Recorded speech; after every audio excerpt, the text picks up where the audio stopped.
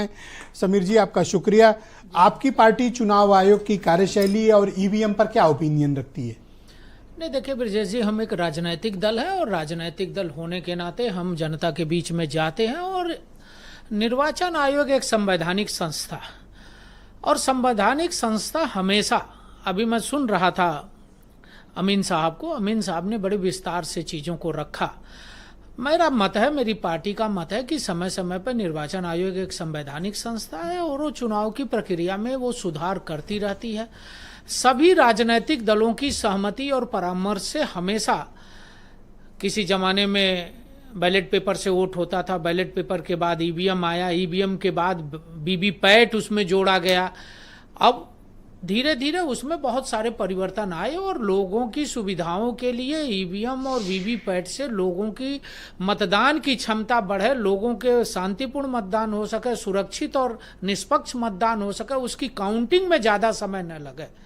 इसके लिए निर्वाचन आयोग ने प्रयास किया। मैं इसके लिए निर्वाचन आयोग को धन्यवाद देता हूं और मैं चाहता भी, हर देश का नागरिक चाहता है कि समय समय पर परिवर्तन करके हमको सुविधाएं बहाल। पर कितना इत्तेफाक की बात है कि आप ही वो पॉलिटिकल पार्टी है जिसने 2009 में चुनाव हारने के बाद ईवीएम पर पूरा एक सीरीज चलाई थी, याद है खान साहब?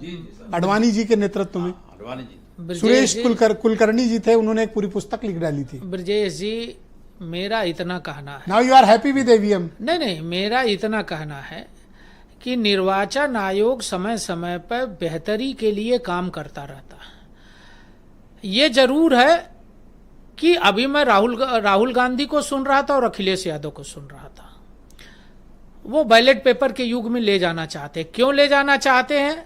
अमीन साहब ने बहुत अच्छे से बताया कि 5 मिनट मिल जाएगा तो हम वोट छाप देंगे।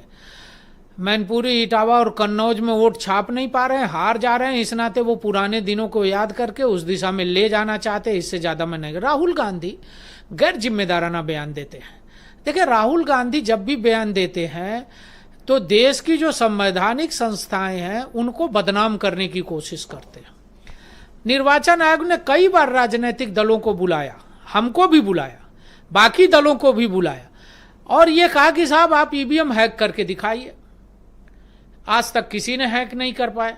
दूसरी चीज जो अभी अमीन साहब ने कहा, जब आप जीतते हैं, 2024 की बात कर रहे थे राहुल गांधी, 2024 में उत्तर प्रदेश के अंदर वो जीते, जो सीटें प्राप्त किए, तो क्या लगता है उनको कि ईवीएम ठीक था और जहां हार गए वहां ईवीएम खराब था? राज्य सरकारों में वो तेलंगाना जीत गए तो ईवीएम ठीक था और तेलंगाना और बाकी आंध्र प्रदेश हार गए तो तेलंगाना खराब था, दिल्ली हार गए, तेलंगाना मतदान ईवीएम खराब था। मेरा इतना जरूर कहना है कि राहुल गांधी विपक्ष के नेता हैं, नेता प्रतिपक्ष हैं।